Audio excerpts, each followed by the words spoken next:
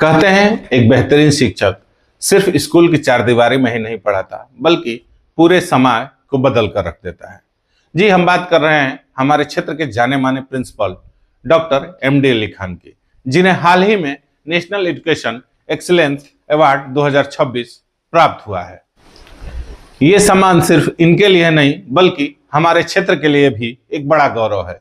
शिक्षा क्षेत्र में इनका क्या सफर रहा, उन्होंने जीरो से लेकर नेशनल अवार्ड तक की ये कामयाबी कैसे हासिल की, हम इन्हीं पर आज इनसे बात करेंगे। तो हमारे साथ हैं आज जाने माने principal doctor MD Ali Khan.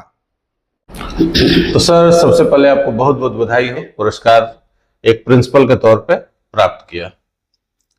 धन्यवाद आपका। 20 तारीख को 20 जून 2026 को उत्तराखंड के देहरादून में सिलाकुई एक जगह है जहाँ पे global university, Dehradun global university में ये कार्यक्रम आयोजित हुआ था ऑल इंडिया प्रिंसिपल एसोसिएशन की तरफ से। और ये सीबीएसई द्वारा कराया जाता है, लेकिन ये ऑल इंडिया प्रिंसिपल इसको कराया था, जिसमें 1400 से अधिक पूरे भारतवर्ष से प्रिंसिपलों की भागीदारी वहां हुई थी, जिसमें 500 लोग सिलेक्ट हुए थे और उसमें से कुछ सीमित लोगों को राष्ट्रीय पुरस्कार से सम्मानित किया गया।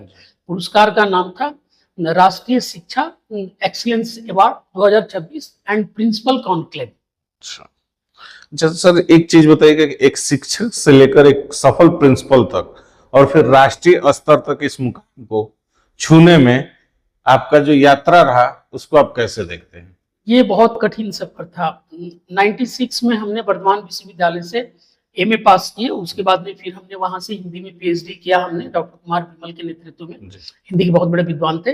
और उसके बाद में हम 97-98 में हम बलिया आ गए नौकरी करने के लिए, प्राइवेट नौकरी हमें मिली हिंदी लेक्चरर के रूप में। और सबसे पहले जो आज बलिया में धरहरा सेंट जेवियर्स स्कूल, वो पहले कृष्णा टाकिज के बगल में चला करता था। उसी विद्यालय में सबसे पहले हमने जीवन का शुरुआत किया था एक हिंदी अध्यापक के रूप में। और वहां से आते आते लगभग 2008 में हम सीबीएसई एफिलिएटेड स्कूल में एज ए प्रिंसिपल हमारी नियुक्ति हुई। राष्ट्रीय स्तर पे हमने फुटबॉल भी खेला, क्योंकि मेरी कई गतिविधियां रही। पश्चिम बंगाल में रहने के कारण जो है हम वो हल्ला बोल जो नाटक है सफदर आसफी का, लगभग 200 से ज्यादा उसको हमने मंचन किया। रंग क्रम से भी जुड़े हुए थे, मंच से भी जुड़े हुए थे, साहित्य के विद्यार्थी थे ही, तो थोड़ी बहुत ये हमको सुविधा मिली। और उसके बाद में हम जब 2008 में एक प्रिंसिपल के रूप में जब मेरी नियुक्ति हुई, तो सबसे पहले हमने न्यू सापायत पब्लिक स्कूल गाजीपुर में हमने ज्वाइन किया। उसके बाद दोबारा फिर हम चले गए डालिम सनबीम स्कूल में, वहां से फिर गौरी शंकर पब्लिक स्कूल में गए, फिर दोबारा हम डालिम सनबीम स्कूल में 2018 में आ गए। इस बीच में अब तक आप लोग के आशीर्वाद से और मेरे पूरे जो टीम है, जो कलीग्स, उनके सहयोग से 12-14 राष्ट्रीय स्तर का हमने पुरस्कार लिया और एक अंतरराष्ट्रीय पुरस्कार हमने लिया जो वर्ल्ड स्कूल समिट होता है लंदन में। 2025 में हम वहां गए थे और वहां से हम अंतरराष्ट्रीय पुरस्कार लेकर के आए थे। मतलब जैसा कि हमको भी ये इतना नहीं पता था, लेकिन सर के द्वारा पता चला कि 13 से 14 लगभग नेशनल लेवल के जो होते हैं प्राइजेज ये पा चुके हैं और एक इंटरनेशनल लेवल के प्राइजेज ये पा चुके हैं। अच्छा, सीबीएसई कई मानकों में मतलब काफी वो रहती है, मतलब अपना मानक माना जाता है, तो क्या लगता है आपको कि मतलब उस मानक को तो पूरा करके ही आप मतलब कहीं भी जाएंगे, तो उस मानक पे खरा उतरने के लिए मान लीजिए कि आपने पुरस्कार जीता है, औरों के मन में भी चाह होता है, तो उसके लिए क्या करना चाहिए? इसके लिए देखिए, सबसे बड़ी चीज है लगन।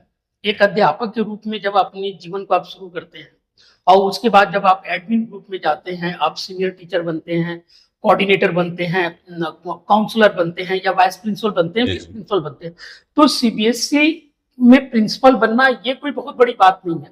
आपके पास मास्टर डिग्री का कोर्स मैंने कंप्लीट होना चाहिए, ट्रेन टीचर होने चाहिए। लेकिन सीबीएसई की जो सबसे बड़ी उपलब्धि है वो ये है कि हमेशा अपने बैनर के तले वो कुछ न कुछ कार्यक्रम आपको कराते रहते हैं। आपका ट्रेनिंग सेशन पूरा साल चलता रहता है। आज की डेट में 50 घंटा हम लोग के लिए अनिवार्य रूप से ट्रेनिंग करना है सीबीएसई का, तभी जाकर के आपकी मेरिट बनेगी और आप आगे चल करके आप रिसोर्स पर्सन बन सकते हैं, आप ट्रेनर बन सकते हैं, आप सेंट्रल सुपरिटेंडेंट बन सकते हैं। ये बहुत सारी चीजें हैं।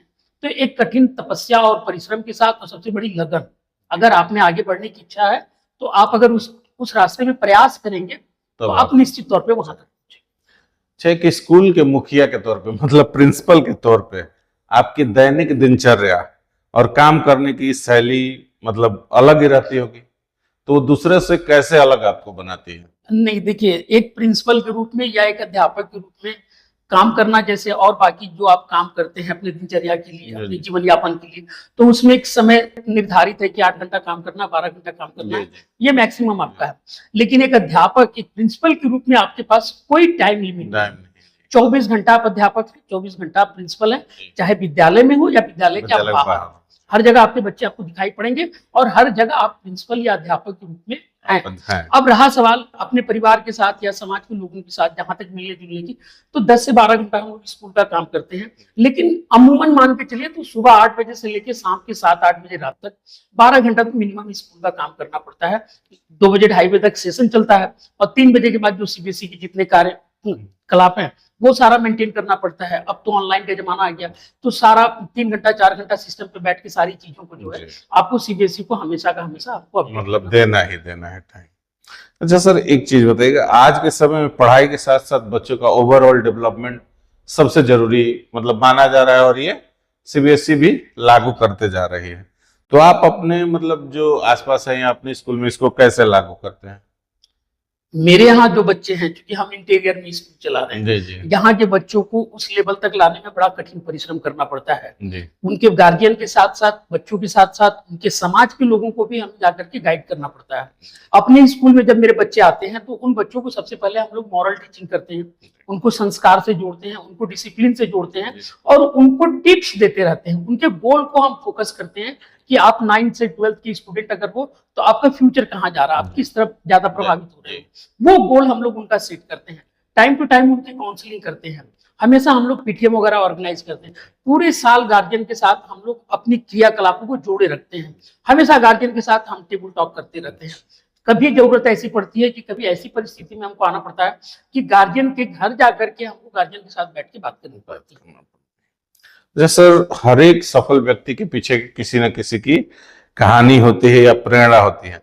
आपका जो यात्रा शुरू हुआ आपने जैसे बताया 1918 में, तो कैसे शुरू और पीछे कौन आपके सफलता वाला जो मेरे पीछे सबसे पहले जब हम हाई स्कूल में थे तो हमारे इंग्लिश के टीचर थे डॉक्टर गजानंद मिश्र, जो पटना से बिलोंग करते थे। हम आसनसोल सेंट पैट्रिक्स के स्टूडेंट हैं। हम पश्चिम बंगाल में मेरी पढ़ाई लिखाई थी, क्लास 1 से लेकर के पीएचडी करने तक हमने सब कुछ मतलब सारा कुछ पश्चिम बंगाल, मेरा पूरा कल्चर वही रहा है। और सबसे बड़ा जो हमें सहयोग मिला, जो सबसे बड़ा सहयोग, वो डॉक्टर गजानंद मिश्र का हमको मिला। वो हमेशा हमको गाइड करते थे। हमें याद है एक चीज, हमारे यहाँ लायंस क्लब हुआ करता था, रोटरी क्लब होती थी, जेसिस क्लब होती थी, अंतरराष्ट्रीय क्लब है ये सब। तो बच्चों को डिबेट कंपटीशन होता था, तो सर हमें फोकस करते थे कि काम तुम करो, तो हम थोड़ा हिचकिचाते थे, लेकिन हमको 1-2 बार वो ले आए, हम असफल रहे। लेकिन ईश्वर की कृपा रही कि 96-97 में हम इंडिया के 2nd टॉपर बने थे।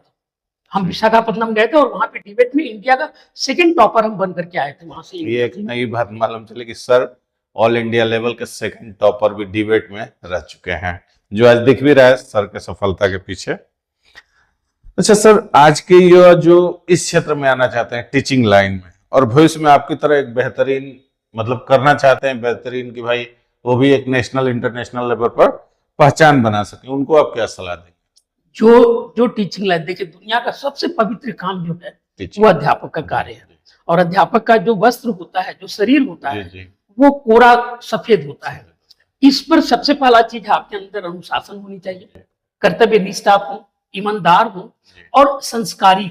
क्योंकि आप जब रास्ते में चलते हैं, आपके मुंह से जो बातें निकलती हैं, आपका जो बिहेवियर समाज के बीच में आता है, वो हर चीज आपके लोग देखते हैं, आपको चेक करते हैं। तो वहां हर एक चीज आपको कदम फूंक करके रखना है। अभी क्या हो गया है, अभी बढ़ती आबादी के साथ साथ जो शिक्षा का स्तर जा रहा है और जो नौजवान बच्चों के अंदर जो एक नई भावनाएं आ रही है, एक नया शौक पैदा हुआ मोबाइल के साथ जुड़े, तो स्थिति ये हो गई कि लोग टीचर तो बन जा रहे हैं, लेकिन टीचर के जो गुण है, टीचर का जो प्राथमिकता है, टीचर के अंदर जो उनकी जो हाव भाव, उनका जो एटीट्यूड होना चाहिए, वो चीजों का अभाव पड़ रहा है, और जिसके चलते वो स्थिर नहीं हो पा रहे हैं और उसका पूरा खामियाजा उस विद्यालय में पढ़ने वाले बच्चों को भुगतना पड़ रहा है। अच्छा, जो माता पिता या पेरेंट्स आपको देख रहे हैं, बदलते दौर में पेरेंट्स और टीचर के बीच कैसे तालमेल बैठे?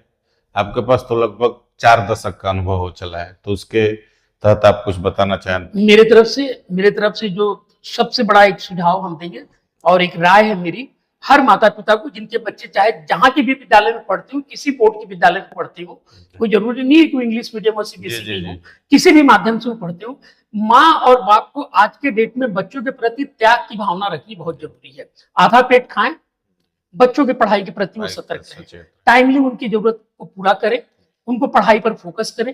एक चीज ध्यान रखना है कि बच्चों को ओवरलोड में ले जा करके अपनी मन की चीजें बच्चों पर न थोपो कि तुमको डॉक्टर बनना है, तुमको इंजीनियर बनना है, तुमको अमुक बनना है, ये चीजें ना, बच्चों को स्वतंत्र छोड़िए। केवल ये देखिए कि बच्चा नियमित रूप से पढ़ रहा है कि नहीं, अपना काम कर रहा है कि नहीं, और पढ़ाई के प्रति इसकी रुझान बढ़ रही है कि नहीं बढ़ रही। अगर ये तालमेल बच्चे और गार्जियन के बीच में है और रिश्ता भी माँ और बाप से हट करके एक मित्र के रूप में होना चाहिए, जस्ट लाइक ए फ्रेंड।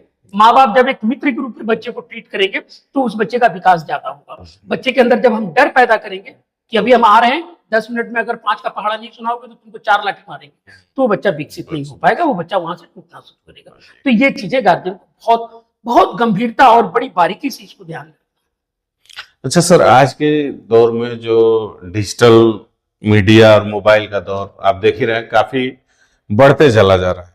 बच्चों का अनुशासन मतलब बनना, अनुशासित बनना, पढ़ाई के प्रति केंद्रित करना मतलब बहुत बड़ा चैलेंज होता चला गया है। तो आप इसके लिए क्या मतलब राय सलाह देंगे? मेरा एक राय ये है, जितने भी गार्जियन हैं जिनके बच्चे स्कूल में पढ़ते हैं, उनका एक समय है कि हम बच्चों को मोबाइल कब देंगे। अच्छा। और मोबाइल क्यों देंगे? अगर आपको लगता है कि आपके घर का कोई लड़का या लड़की क्लास 9 से 12 के बीच में या उससे ऊपर के क्लास में पढ़ रहा है और उसे मोबाइल की अति आवश्यकता है, तो एज ए गार्जियन आप बच्चे को मोबाइल दीजिए, लेकिन आप वहां बैठिए, बैठ करके उस बच्चे को मॉनिटर करिए और ये देखिए कि मोबाइल किस काम के लिए बच्चा लिया है, वो वही कर रहा है या उससे इतर कुछ और कर रहा है। अगर ये कंट्रोलिंग आपके पास है तो वो मोबाइल सार्थक है, और अगर मोबाइल आप समय पास करने के लिए बच्चे को दिए हैं तो उसका फल तो आपको भुगतना ही पड़ेगा।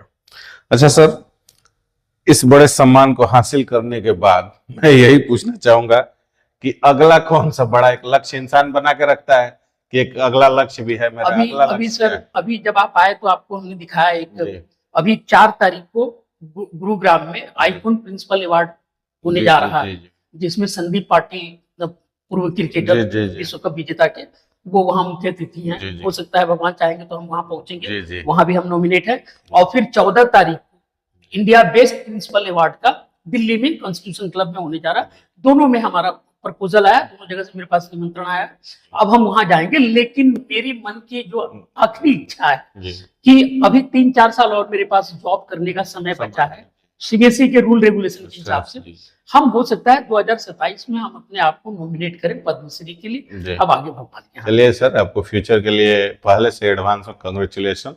आखिर में जो दर्शक आपको देख रहे हैं मेरे चैनल के थ्रू, उनसे आप कुछ कहना चाहेंगे? आप इस चैनल को देख रहे हैं तो इसे आप सब्सक्राइब करिए, इसे लाइक करिए और ज्यादा से ज्यादा लोगों को इसे भेजिए, ताकि जो बच्चे और बच्चों के गार्जियन हैं उन्हें एक नई चीज मिले, उन्हें एक नई सुझाव मिले और वो अपने बच्चों के साथ इन चीजों को शेयर करें। धन्यवाद।